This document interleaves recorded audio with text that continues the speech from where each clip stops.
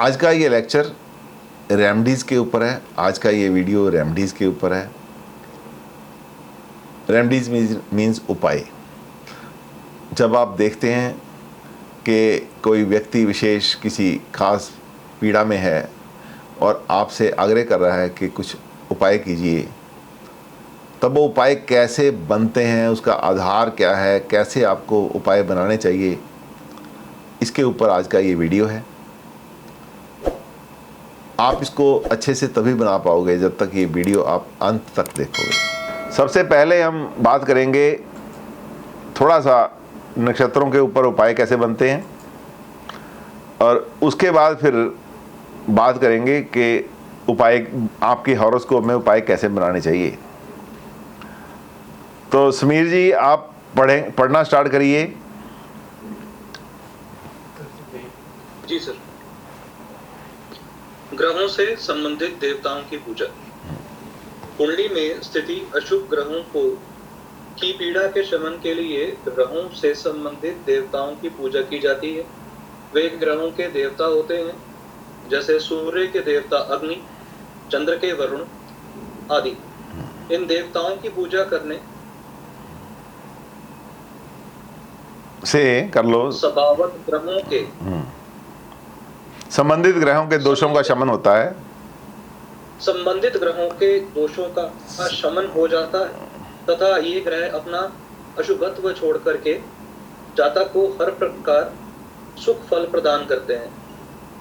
ग्रह जनित कष्टों को दूर करने के लिए ग्रहों की पूजा के साथ साथ उस ग्रह विशेष से संबंधित देवता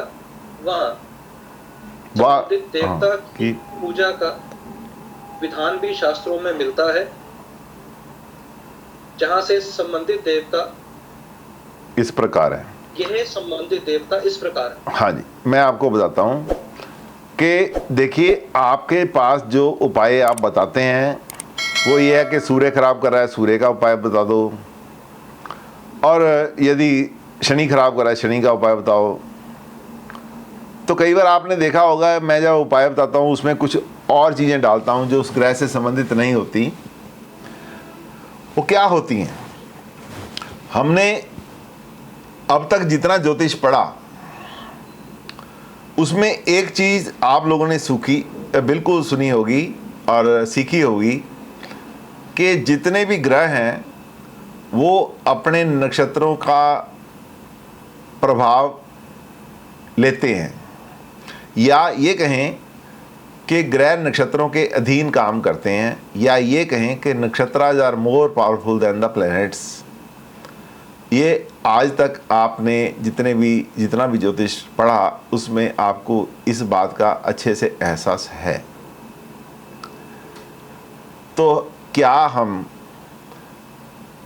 ऐसे करें कि अकेले प्लैनेट का कोई उपाय करने से क्या हमें राहत मिल सकती है, जबकि उसके पीछे बैकग्राउंड में जो म्यूजिक चल रहा है वो तो कोई और बजा रहा है? तो बड़ा साफ है कि हमें बैकग्राउंड म्यूजिक का भी ध्यान रखना पड़ेगा कि कुछ चीज़ें अदृश्य हैं जो हमें दिखाई नहीं पड़ती। हमेशा समझदार जो व्यक्ति है वो पहले ये सोचता है कि ये व्यक्ति किसकी शय पे काम कर रहा है। वो शय होता है नक्षत्र। वैदिक एस्ट्रोलॉजी में एक प्लैनेट किसकी शय पे काम कर रहा है वो होता है उसका नक्षत्र, और हर नक्षत्र का अपना कोई देव होता है, अपना कोई ना कोई देवता होता है। इसलिए यदि हम 100% रेमेडी अप्लाई करना चाहते हैं तो ये ज़रूरी है कि उस प्लैनेट की पीछे चलने वाला म्यूजिक, जिसकी उंगलियों पे वो प्लैनेट नाच रहा है, जो अदृश्य हैं, जैसे हम पुतली डांस देखते हैं, पुतली किसके तारों के साथ नाच रही, किसकी उंगलियों के इशारे पे नाच रही है, वो नक्षत्र है। तो वो नक्षत्र का ट्रीटमेंट करना बहुत ज़रूरी होता है। नक्षत्र का ट्रीटमेंट करना पॉसिबल होता है ये देखने के बाद कि उस नक्षत्र का स्वामी कौन है, उसकी डाइटी कौन है, वो नक्षत्र किसकी पूजा करता है। जब आप उसके आराध्या का साथ में उपाय करते हैं तो वो ग्रह पूर्णता से आपको सफलता देता है। और जब ग्रह को खुश करने के साथ साथ उसके आराध्य देव को भी खुश करते हैं तो कई बार ऐसा होता है कि वो ग्रह यदि आपका अनिष्ट करना भी चाहता है तो उसको छोड़ देता है, उसका इरादा छोड़ देता है, क्योंकि उसका आराध्य देव भी उसको बोलता है कि नहीं भाई, आप ऐसा मत कीजिए। इस व्यक्ति विशेष ने आपके साथ साथ मेरी पूजा भी की है, मुझे भी प्रसन्न किया है और मुझसे भी ये वरदान लिया है कि मेरा अनिष्ट ना किया जाए। तो ऐसे में यदि उपाय वैदिक दृष्टि से बनाने हैं, अकेले प्लैनेट के उपाय बनाने से काम नहीं चलने वाला। प्लैनेट्स के उपाय आप लोगों को बता दिए गए हैं। अब चलते हैं कैसे काम चलेगा। तो आराध्या देव की पूजा करनी है तो सबसे पहले हमें पता होना चाहिए कि आराध्या देव कौन है। अब आती है आराध्या देव, ग्रहों के संबंधित देवता। आप लोगों ने पढ़ रखे हैं, ऐसा नहीं कि आप लोगों को मालूम नहीं है। आप सीनियर स्टूडेंट हैं एस्ट्रोलॉजी के, बहुत सालों से एस्ट्रोलॉजी कर रहे हैं, आपको ये चीज़ें पता हो सकती हैं और पता होगी भी। लेकिन इसको अप्लाई कैसे करते हैं इसके बारे में मैं आपको बताना चाहता हूँ। कौन सा नक्षत्र किस जातक को कैसा फल देगा, ये तारा चक्र से जाना जाता है। किसी व्यक्ति के लिए कौन सा नक्षत्र उसको कौन सा फल देने वाला है, ये तारा नक्षत्र से आप जानते हैं। तारा नक्षत्र आपने पढ़ा हुआ है, 9 तरह के तारे होते हैं। जन्म नक्षत्र से प्रारंभ करके सभी नक्षत्रों की स्थिति को जानते हैं। हम शुरू करते हैं।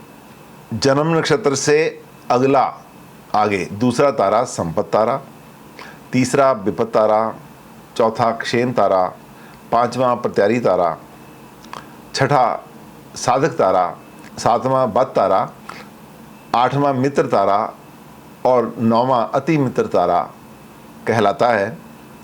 जन्म विपत प्रत्यारी व वध जो है श्रेणी में आने वाले नक्षत्र अच्छा फल नहीं देते।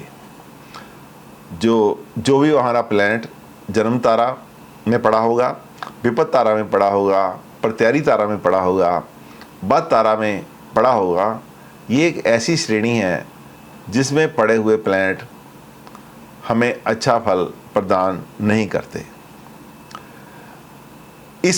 इन नक्षत्रों की पूजा उसी दिन करनी चाहिए जिस दिन गोचर में ये नक्षत्र होते हैं।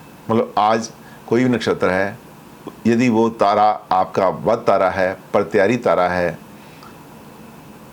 और जन्म तारा है या आपका विपत तारा है, तो उस दिन आपको इन नक्षत्रों की पूजा जरूर करनी चाहिए। इन नक्षत्रों की पूजा उसी दिन करना चाहिए जब ये गोचर के दिन में विराजमान होते हैं। जन्म नक्षत्र की पूजा बस जातक को निश्चित रूप से लाभ देती है। जन्म नक्षत्र की पूजा हमेशा ही जातक को लाभ देती है। अब इनकी पूजा कैसे करनी है? सबसे पहले पूजा करने से पहले नक्षत्र की कोई पूजा नहीं होती है। नक्षत्र की जो पूजा होती है उसकी डायटी की पूजा होती है। यहाँ पे आपकी नॉलेज के लिए मैंने दिया है, देवता दिए हैं हमारे वैदिक के, साथ में लाल किताब के अनुसार जो देवता हैं वो भी दिए हैं। हमने जब वैदिक करनी है तो वैदिक के देवता अपनाएंगे। यदि लाल किताब से किसी का उपाय देना है तो लाल किताब से ही जो देवता दिए गए उन्हीं का आप पूजा उनको बताएंगे। लाल किताब का इसलिए दिया गया है कि बहुत से हमारे स्टूडेंट हैं जो हमारे पास से पढ़ाई पूरी करने के बाद जिज्ञासावश, क्योंकि हमारे नॉर्थ इंडियन में लाल किताब का प्रभाव बहुत है, इसलिए जिज्ञासावश लाल किताब सीखते हैं। तो मेरा उनसे अनुरोध रहेगा कि जब भी आपने कोई हॉरोस्कोप देखनी है, यदि वैदिक से देखनी है तो वैदिक के रूल से देखेंगे, यदि लाल किताब से देखनी है तो लाल किताब के रूल से ही देखेंगे। उसी तरीके से जब आप वैदिक तरीके से देख रहे हैं तो आपकी नक्षत्रा डाइटी जो है, नक्षत्र देवता भी वैदिक वाले ही होंगे। जब आपने लाल किताब से किसी हॉरोस्कोप का अध्ययन करना है तो उसमें आपकी जो डाइटी है, नक्षत्र देवता है, वो भी लाल किताब वाली ही होनी चाहिए। वैसे तो लाल किताब में नक्षत्रों तक जाते नहीं हैं, लेकिन अब कुछ लाल किताब वालों ने हाइब्रिड लाल किताब बना दी है। उसके लिए प्लैनेट्स का जो वर्णन है वो उसके बारे में बताया है, लेकिन जो प्लैनेट के देवता हैं वो लाल किताब में होते हैं। यहाँ सबसे पहले लाल प्लैनेट्स के देवता कहेंगे। सूर्य का जो वैदिक देव है वो अग्नि है, लेकिन लाल किताब में विष्णु को सूर्य का देव माना गया है। चंद्रमा, चंद्रमा का जो वैदिक डाइटी है वो वरुण है, जल देव, लेकिन लाल किताब में चंद्रमा का जो डाइटी है वो शिव को माना गया है। मंगल, सुब्रमण्य, शिव पुत्र जो गणेश के बाद हुआ, सुब्रमण्य उनका नाम था, वो मंगल के डाइटी हैं। और हमारे लाल किताब में ये हनुमान जी इनके डाइटी बताए गए हैं। बुध, बुध के महाविष्णु जो हमारे हैं वो बुध की डाइटी वैदिक एस्ट्रोलॉजी में है, लेकिन लाल किताब में दुर्गा को, माँ दुर्गा को इसकी डाइटी बताया गया है। बृहस्पति को इंद्र डाइटी माना गया है। बृहस्पति की, बृहस्पति जो देव हैं, इनका जो इंद्र देव है वो उनका आराध्य देव माना गया है। और लाल किताब में ब्रह्मा जी को बृहस्पति का जो देव माना गया है। शुक्र, शची देव, इंद्र की पत्नी शची देवी, शची देवी जो इंद्र की पत्नी है, शुक्र उसकी बात मानते हैं, उसको आराध्या देवी मानते हैं। लाल किताब वाले शुक्र को लक्ष्मी की पूजा करने के लिए बोलते हैं। शनि, ब्रह्म डाइटी जो है वैदिक की डाइटी है, और जो भैरव है वो लाल किताब में शनि की डाइटी माना गया है। राहु, भैरव हमारा इंडियन वैदिक एस्ट्रोलॉजी में भैरव को जो देव है उसको राहु की डाइटी माना गया है। और लाल किताब में माँ सरस्वती को राहु की डाइटी माना गया है, राहु की देवी माना गया है, जिसका राहु पूजा करते हैं, राहु की आराध्य देवी। केतु, इन वैदिक एस्ट्रोलॉजी केतु की जो डाइटी है वो श्री गणेश हैं, और लाल किताब ने भी श्री गणेश को ही केतु की डाइटी माना है, केतु का देव माना है। तो अब हमने जब रेमेडियल्स में जाना है, हमने अपने अपने साथ यदि सूर्य को देखना है, सूर्य के साथ अग्नि को भी देखना है। जब कभी चंद्र की कोई बात करेंगे, चंद्र का कोई उपाय करेंगे तो जल देवता का भी ध्यान रखेंगे। मंगल का कोई उपाय करेंगे तो सुब्रमण्य जो भगवान शिव के पुत्र हैं, जो गणेश जी के बाद पैदा हुए, उनका भी ध्यान रखना पड़ेगा। बुध की जब बात करेंगे तो महाविष्णु की बात करेंगे। बृहस्पति की जो बात करेंगे तो इंद्र जी की बात करेंगे। शुक्र की बात करेंगे तो इंद्र देव की पत्नी शची देवी की बात करेंगे। शनि की बात करेंगे तो ब्रह्म की। राहु की बात करेंगे तो भैरव की। केतु की बात करेंगे तो श्री गणेश जी की साथ में बात करनी पड़ेगी। तो इनकी बात कैसे होती है आगे जाके मैं आपको बताऊंगा। इनका साथ में कैसे इनको जोड़ा जाता है, कैसा हमारा जो उपाय है वो कैसे करेंगे, वो मैं आगे आपको बताऊंगा। नक्षत्रों से संबंधित देव हैं, ये आपको जरूर पता होना चाहिए। अश्विन देवता हैं, और नक्षत्र का जो ग्रह है ये केतु है। इसका जो मालिक है वो केतु है, आप लोगों को पता है। भरणी, काल इसका देवता है, और शुक्र इसका स्वामी है। कृतिका, अग्नि इसका देव है, और सूर्य इसका स्वामी है। रोहिणी, ब्रह्मा जी इसके देव हैं और चंद्र इसका स्वामी है। मृगशिरा, चंद्रमा इसका देव है और मंगल इसका स्वामी है। आर्द्रा, रुद्र भगवान शिव का एक रूप, रुद्र इसके देव हैं और राहु इसके स्वामी हैं। पुनर्वसु, अदिति इनकी डाइटी है, देवी है और गुरु इसके स्वामी हैं। पुष्य, बृहस्पति इसके देव हैं और शनि इसके स्वामी हैं। अश्लेषा, सर्प इसके देव हैं और बुध इसका स्वामी है। मघा, पितृ, जो आपके पितृ हैं वो केतु का जो नक्षत्र मघा नक्षत्र है वो उनको डील करता है। जब भी कभी मघा नक्षत्र में कोई प्लैनेट होगा तो हमारा फर्ज बनता है कि केतु के इस नक्षत्र में हम पितृ पूजा जरूर बताएं। जब भी कोई प्लैनेट का हम बात करेंगे डाइटी की, तो उसके लिए उसका जो अनाज होगा पितरों के लिए निकालना एक बहुत ही सर्वश्रेष्ठ उपाय माना जाएगा। पूर्वा फाल्गुनी भग है, देव है, शुक्र इसके स्वामी हैं। और उत्तरा फाल्गुनी अर्मया इसकी देवी है और सूर्य इसके स्वामी हैं। हस्ता नक्षत्र सूर्य इसके देव हैं और चंद्र इसका स्वामी है। चित्रा, विश्वकर्मा इसके देव हैं और मंगल इसके स्वामी हैं। इसी तरह हम बोलेंगे स्वाति नक्षत्र है, पवन इसके देव हैं और राहु इसके स्वामी हैं। विशाखा, शुक्राग्नि इसके देव हैं और गुरु इसके स्वामी हैं। अनुराधा, मित्र इसके देव हैं और शनि इसके स्वामी हैं। ज्येष्ठा, इंद्र इसके देव हैं और बुध इसके स्वामी हैं। मूला, नीति इसकी देवी है और केतु इसके स्वामी हैं। पूर्वाषाढ़ा, जल इसके देव हैं और शुक्र इसके स्वामी हैं। उत्तराषाढ़ा, विश्वदेव इसके देव हैं और सूर्य इसके स्वामी हैं।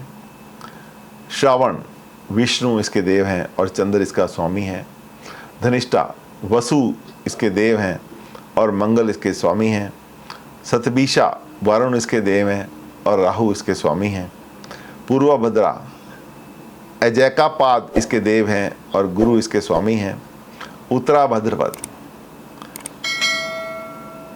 अहिर्य बुर्धन ने इसके देव हैं और शनि इसके स्वामी हैं। रेवती, पुष्य इसके देव हैं और बुध इसके स्वामी हैं।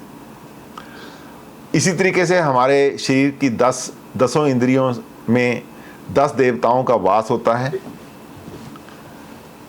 और इन्हें इस प्रकार से जाने तो अच्छा रहेगा। इंद्रियां और उनके देव, इंद्रियां जो भी हमारी इंद्रियां हैं उनके देव कौन कौन से हैं, तो ये 10 की 10 इंद्रियां हैं। सबसे पहली हमारा इंद्री है मुख। हमारा जो मुख है उसकी देवी देवता है अग्नि। जीव की देवता है वरुण। कान का देव है दिशा। नाक अश्विनी कुमार। हस्त जो हमारी इंद्रिय हाथ हमारी इंद्रियां हैं उनका देवा इंद्र है। नेत्र जो हमारी इंद्रिय है उसका देव सूर्य है। लिंग जो है वो उसका देव मित्रा वरुण है। गुदा का जो देव है यम है। पैर विष्णु भगवान इसके देव हैं और जो हमारी बुद्धि है उसके देव ब्रह्मा है। इन देवताओं को प्रसन्न करने के लिए मुख में प्रसाद सेवन करना चाहिए। जीभ से प्रभु का भजन करना चाहिए। कानों से हरि कथा सुननी चाहिए। नाक से प्रभु को अर्पित किए जा चुके फूलों को सूंघना चाहिए। हाथ से दान देना चाहिए। नेत्रों से देव मंदिर में प्रभु के दर्शन करने चाहिए। पैरों से तीर्थ यात्रा करनी चाहिए। वृद्धि से प्रभु स्मरण करना चाहिए।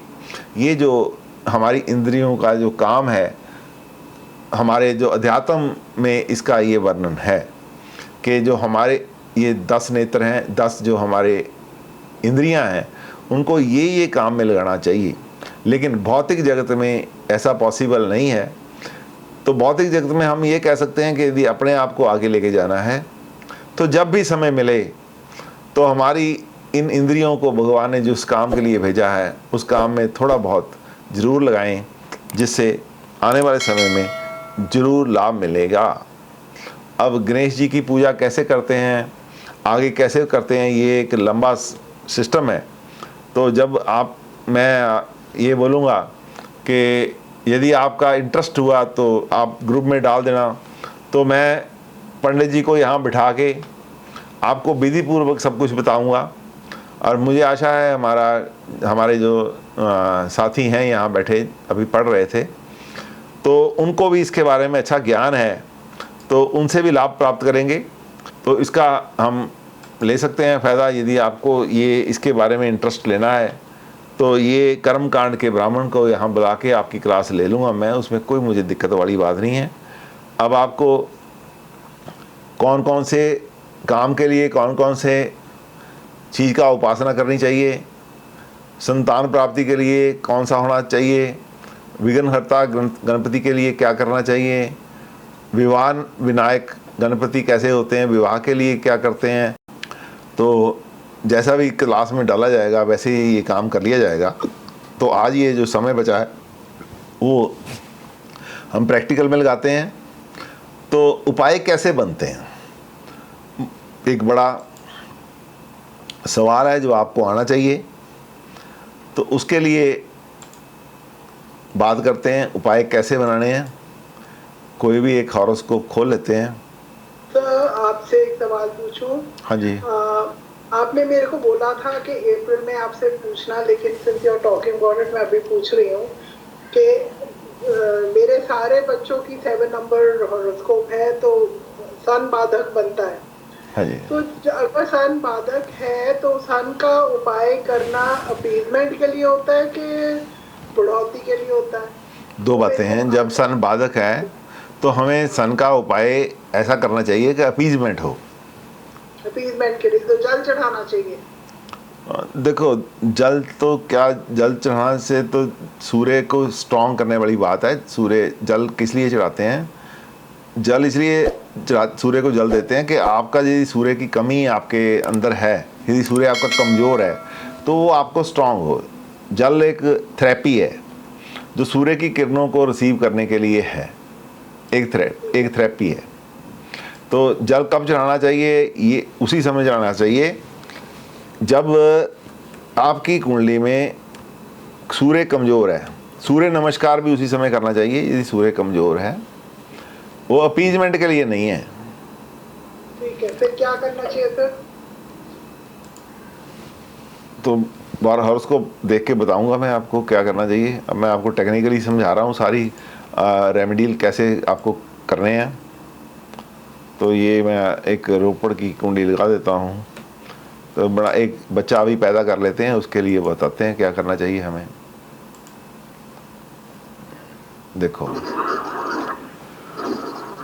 ये बच्चा पैदा हो गया है सर। इसके लिए देखो इसका 15 नंबर का लगन है, 5 सूर्य 8वें नंबर में आ गया, 8 नंबर में आ गया है। केतु जो है तीसरे घर में है, राहु 9वें घर में आ गया है। तो इसके लिए हमें आपको देखने की जरूरत नहीं है, रेडीमेड बहुत कुछ है हमारे पास। तो यहाँ पहले देखते हैं लगन शुक्र के नक्षत्र में है, शुक्र के हिसाब में है। लगन का जो स्वामी है सूर्य, सूर्य यहाँ उत्तरा भद्रा नक्षत्र में है, तीसरे पद में है, शनि के नक्षत्र में है। अब जो सूर्य है यहाँ पे लगन का स्वामी 8वें घर में आ गया है। तो सूर्य लगन का स्वामी 8वें घर में आ गया, तो अब हमें देखना पड़ेगा कि लगन का स्वामी तो आ गया यार, शनि के नक्षत्र में आ गया। अब जब शनि का उपाय करेंगे तो शनि की डायटी भी साथ में लेंगे। उनको कैसे लेंगे साथ में वो मैं आपको अभी बताता हूँ।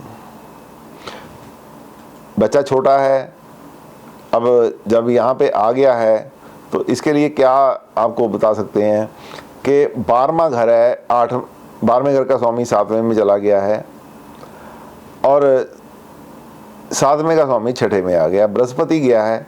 तो हो सकता है छोटी मोटी शिकायत पीलिए की बच्चे को हो सकती है, आँख में प्रॉब्लम आ सकती है। और जब हम देखते हैं तो उस समय शनि का अभी मैंने आपको बताया था उपाय शनि का। देखो शनि को अभी लेके आया था मैं, ये शनि है। तो शनि का उपाय क्या यहाँ बनता है? यदि वैदिक एस्ट्रोलॉजी से देखा जाए तो लॉर्ड ब्रह्मा को साथ में ले लो। तो क्या है, शनि की कोई चीज़ मंदिर में शिव जी के मंदिर में, ब्रह्मा का मंदिर तो होता नहीं है जनरली, इधर कई एक दो मंदिर ही हैं पूरे इंडिया में। तो हमें शनि की चीज़ें भगवान ब्रह्मा को मन में रखते हुए, शनिदेव को, दोनों को मन में रखते हुए किसी शनि के मंदिर, किसी शिव मंदिर में चढ़ानी चाहिए। शनि की चीज़ें शिव मंदिर में चढ़ानी चाहिए। शनि के मंदिर में नहीं जाएंगे, शिव मंदिर में जाएंगे हम, क्योंकि वहाँ पे जो शिव है वो त्रिमूर्ति है, एक तरह की ब्रह्मा विष्णु महेश का एक अंग है। तो उसमें हमें जाना चाहिए शनि की मूर्तियों को लेकर, तो उसका ज़्यादा असर होगा। जब ऐसा बच्चा थोड़ा बीमार लगे, आपको 8वें घर में है, 7 में बीमार लगे, कोई परेशानी उसको नज़र आए, तो जब न्यू बॉर्न बेबी आपके पास आता है तो उस समय ऐसा ही करना चाहिए। तो यदि हम देखते हैं कि इसके आगे देख लेते हैं, लगन का स्वामी है, तो यहाँ पे देखो इसके क्या है। हमें क्या करना है कि सूर्य बेनिफिक है, इसका सूर्य बेनिफिक है, सूर्य मेलेफिक नहीं है। लगन का स्वामी है, 8वें घर में बैठा है, दोस्त की राशि में बैठा है, यहाँ पे बेनिफिक हो गया है ये। तो कोई बुरा प्रभाव भी इस पे नहीं आ रहा, ज़्यादा घबराने की ज़रूरत नहीं है। लेकिन हाँ, क्योंकि 8वें घर का स्वामी 7वें में चला गया, अपने से 12वें में चला गया, और 12वें का जो उसका डिस्पोजिटर है वो 6ठे में चला गया है, इसलिए हो सकता है कि बच्चे को थोड़ा बहुत ऐसा लगे पीलिया। मैं आपको बताता हूँ, 23 तारीख को मेरे ग्रैंडसन पैदा हुआ, तो उस समय ठीक है बच्चा पैदा हो गया, अगले दिन उसको पीलिया हो गया। मैंने बोला कुछ नहीं होता यार, हो जाता है, कोई बात नहीं, इसको थोड़ी ठीक हो जाएगा ये। आज उन्होंने लिया है दोबारा, 4 नंबर आ गया पीलिया। 8 नंबर के पहले 10 हुआ, 10 से 8 आया, 8 से 4 आ गया सैंपल। तो ठीक है, कोई परेशानी वाली बात नहीं है। जबकि लगन का स्वामी यदि 8वें में आता है तो बड़ा घबरा जाते हैं लोग। षटबल देखो सूर्य का अच्छा है। अब बुध उसके साथ में आ गया है। बुध कहाँ का स्वामी है? दूसरे घर का स्वामी है, और देखने में डर लगता है, लेकिन 11वें का स्वामी भी है ना बुध। तो हम बुध के पास जाएंगे, यहाँ बुध के पास जाएंगे, उत्तराभद्रा में है, सैटर्न का है। और बुध का जब सैटर्न का उपाय करोगे तो बुध भी साथ में हो गया, बुध का उपाय भी साथ में हो गया। मेलेफिक तो है, लेकिन जब सैटर्न का उपाय करेंगे और सैटर्न को मंदिर में सैटर्न का सामान चढ़ाएंगे, शिव मंदिर में चढ़ाएंगे, तो काम इसका भी ठीक हो गया, कोई बड़ी बात नहीं है। तो इस तरीके से हमने उपाय बनाना है। आगे चलते हैं, और कौन सा खराब? 6ठे का लॉर्ड है, शनि खुद है, 6ठे का स्वामी शनि खुद है। शनि के लिए बताया, एक मिनट रोक रहा हूँ सर, आपने 8 के लिए जो बताया अभी, हाँ जी, 8 के लिए जो बताया सर, ये बुध के लिए बताया, बुध को देख के बताया आपने कि आँख की प्रॉब्लम आएगी। सूर्य कारक है जी, सूर्य शनि 8 कारक है, सूर्य कारक है आँख का जी। जब 8वें घर में आया तो प्रॉब्लम आ सकती है, ठीक है जी। और बुध कमजोर हो गया, बुध तंत्र का मालिक है, हाँ, नीचों का हो गया, थोड़ा कमजोर भी हो गया, 8वें घर में दुश्मन की राशि में आके बैठ गया, तो यहाँ से थोड़ी बहुत प्रॉब्लम आ सकती है, पीलिए की प्रॉब्लम आ सकती है। तो उसमें क्या है, तो आपको फिर मैं बताता हूँ दूसरी बात। तो आगे इसके बाद हम लेंगे दशा स्वामी के पास जाएंगे, सूर्य की दशा है, क्योंकि जितना भी गोचर है, जन्मपत्री भी एक गोचर है, जो आपकी जन्मपत्री बनी ना वो भी एक गोचर है। उसको हम गोचर की तरह पढ़ेंगे तो आपको ज्यादा मजा आएगा। चंद्रमा से देखो, चंद्रमा से 4थे घर पे सूर्य है, 4थे घर में मरकरी आ गया। चंद्रमा से सर आपने एक बार बोला था हमें कि चंद्रमा और सूर्य को अष्टम दोष लगता नहीं है। नहीं, मैंने ऐसा नहीं बोला, लगन के स्वामी को अष्टम दोष नहीं लगता, ऐसा बोला जाता है। लगन का स्वामी तो है सर। वही ना, जब लगन का स्वामी हो तो अष्टम का दोष नहीं होता। अब यहाँ पे क्या चीज बढ़िया आ गई, अब अमिताभ बच्चन की कुंडली में देखो, सूर्य 8वें घर में है, उसने उसको आसमान पे पहुंचा दिया। क्यों पहुंचाया? क्योंकि ये अंधेरा घर है, अंधेरा घर है। ये अंधेरे घर में सूर्य ने इतनी रोशनी डाल दी कि अमिताभ बच्चन के लिए बड़ा आसान हो गया कि कौन सा मोती कहाँ पड़ा है उसको चुना। वो क्या करते हैं, अब इसका फायदा क्या लेते हैं वो, हर जगह कुछ नया ऐड करते हैं अपनी एक्टिंग में, क्योंकि उनके पास मोती बहुत हैं, जेम्स बहुत पड़े हैं 8वें घर में। अंधेरी कोठरी में उनके पास उजाला है, समुद्र की गहराई में उनके पास उजाला है। समुद्र सागर है ना, समुद्र का अंत है ये 8वां घर, गहराई है 8वां घर, काला है 8वां घर, डार्क है 8वां घर। जब उसमें सूर्य आ गया तो सूर्य हो सकता है किसी और काम के लिए बुरा हो, मैरिड लाइफ के लिए हो सकता है बुरा हो, और कई कामों के एक्सीडेंट के लिए बुरा हो सकता है। ऐसे व्यक्ति के एक्सीडेंट तो हो सकते हैं, अमिताभ बच्चन के भी हुए। लेकिन आप ये देखो कि यहाँ पे कितना हाई पावर बल्ब उग गया है, हाई पावर हाई वोल्टेज का बल्ब इधर लगा हुआ है, जिसमें सागर का अंत साफ नजर आता है, गहराई साफ नजर आती है। इसमें जो अंधे कुएं में जो पड़े होते हैं मोती, वो साफ नजर आते हैं, कौन सा जेम्स कब निकालना है। तो ये बहुत बढ़िया चीज़ है अपने आप में, इसको बुरे से नहीं लेना चाहिए।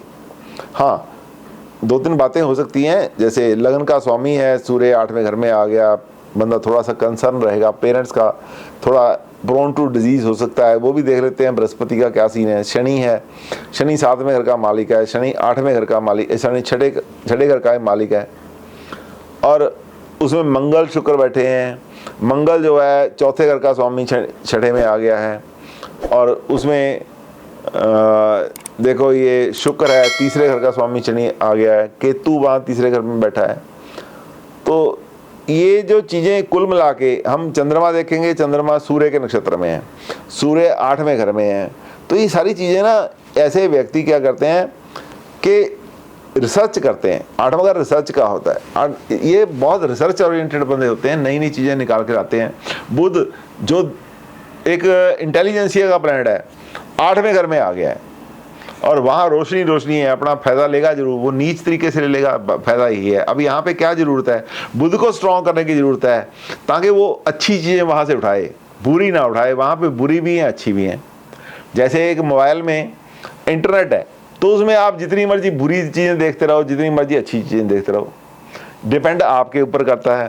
तो बुध जो है यहाँ मेल्फिक आ गया है, बुध यहाँ पे नीच का हो के आ गया है, बुध कमज़ोर आ गया है। जो कमज़ोर क्या करते हैं, बुरी चीज़ की तरफ ध्यान जाता है, बुध का बुरी चीज़ की तरफ ध्यान जाता है। वेनिंग मून है, वेनिंग ये जो बुध है मेल्फिक है इस यहाँ पे।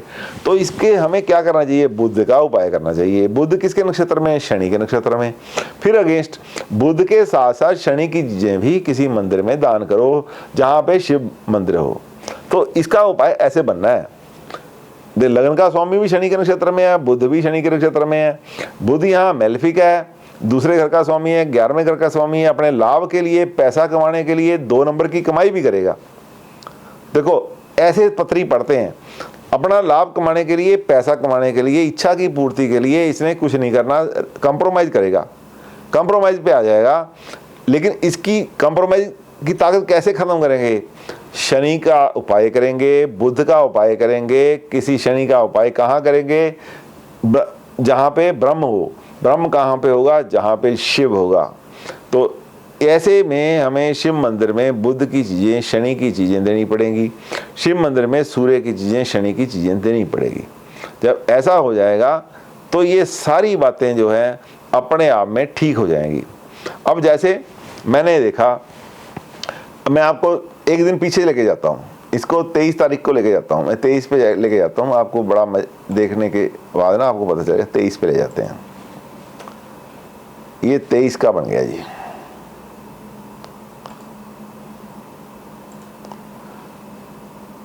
ये 23 आ गया। तो कई बार हम देखते हैं कि जो लोग राहु मध्यम लेते हैं, राहु मध्य चंद्रमा के साथ केतु आता है। यदि आप पत्री बनाएंगे, एस्ट्रोसेज में बनाएंगे, बिना किसी करेक्शन के, बिना किसी करेक्शन, राहु की करेक्शन के, कि राहु मीन लेना है या राहु ओरिजिनल लेना है।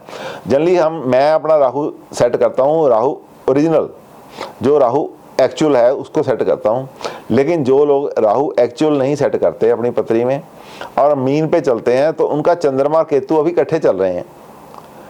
और यदि उसका प्रभाव देखा जाए चंद्रमा केतु के, चंद्रमा से 12वें में केतु पड़ रहा है, तो 12वें में पड़ रहा है, तो मेरे दिमाग में इमीडिएट आई, मैंने बच्चा अभी देखा नहीं था, मैंने कहा यार उसकी ना बाईं आंख में कोई प्रॉब्लम ना हो, तो कुछ हो सकता है। अभी केतु 12वें में पड़ा है, चंद्रमा के 12वें में पड़ा है, चंद्रमा बाईं आंख का कारक है और बाईं आंख के 12वें में केतु पड़ा है।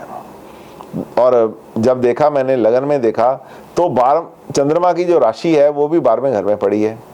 थोड़ा सा मेरे दिमाग में खटपट हुई, तो मैंने कहा मैं कर भी क्या सकता हूँ, कुछ नहीं, बच्चा जो आना था मैंने तो मुहूर्त नहीं निकाला, कुछ नहीं निकाला, मैं जैसे बच्चा आता है उसको आने दो।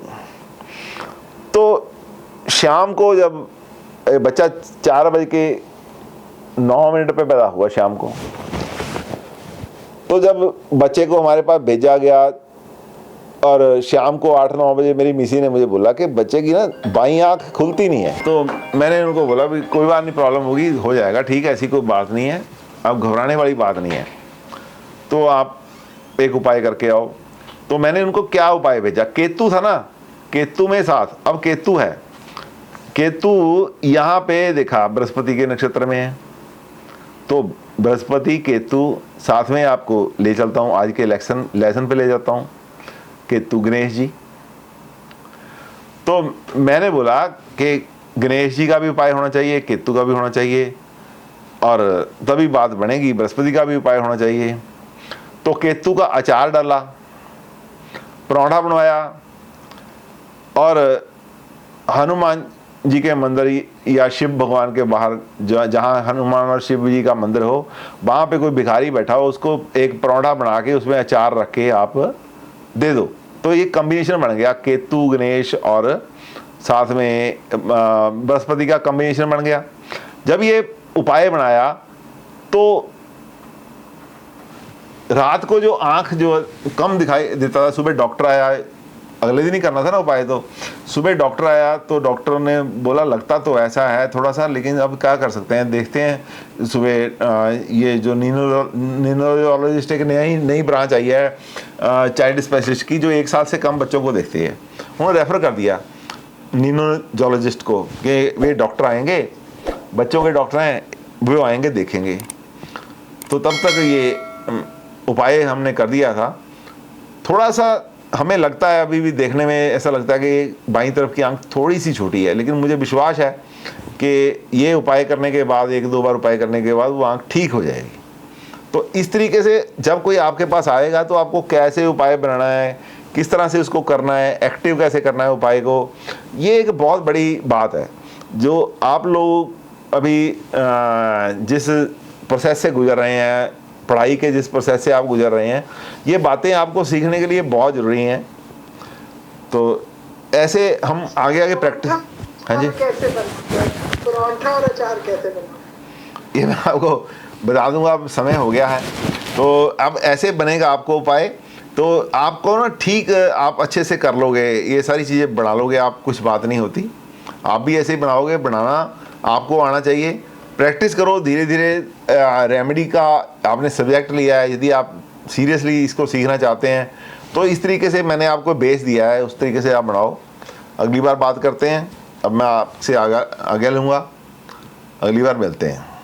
आशा करता हूँ रेमेडियल्स पे आज का ये लेक्चर आपको अच्छा लगा होगा। यदि आपको ये पसंद आया और आगे भी आपको रेमेडीज़ के ऐसे ही लेक्चर सुनना चाहते हैं तो आपको चाहिए कि सब्सक्राइब कीजिए, शेयर कीजिए और लाइक कीजिए। Thank you very much.